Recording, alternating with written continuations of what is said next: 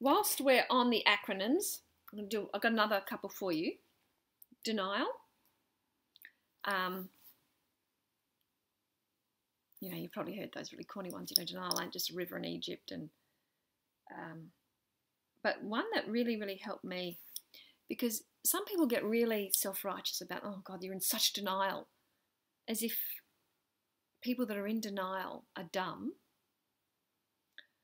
or being pig-headed or uneducated.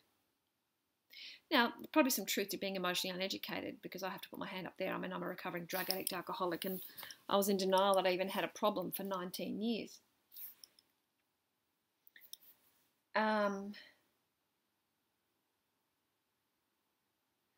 But I had 19 years of using to do, and people hit their own rock bottoms in their own time. And if I had tried to get into recovery 15 years into my using, I probably would have relapsed. And the acronym in denial, D-E-N-I-A-L, D stands for didn't, E for even, N for no. I know it's supposed to be K-N-O-W, but just go with me here on this. No, didn't even know, I-A-L, didn't even know it's a lie. I didn't even know I was lying to myself.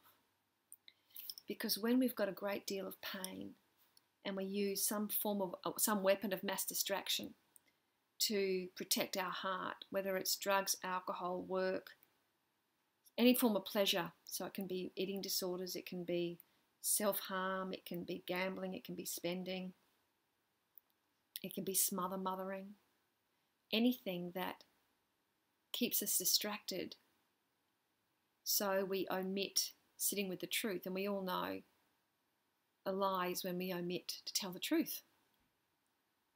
And you can be lying when someone sort of says, did anyone in this room know who stole my wallet? And you saw who stole the wallet, but you say nothing. You can be an accessory to the fact. If you admit to confess, it's a lie. And if we deny our truth, we lie to ourselves. But if you're not present to your truth because you're afraid of your truth, you end up living with a heart that you don't know. And if you don't know your truth and your heart and what its palate is and what it loves and what it cherishes and what it finds distasteful, you can't feed it.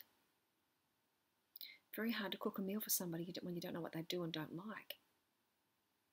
And it's very hard to cook up a life for yourself if you don't know your heart's palate.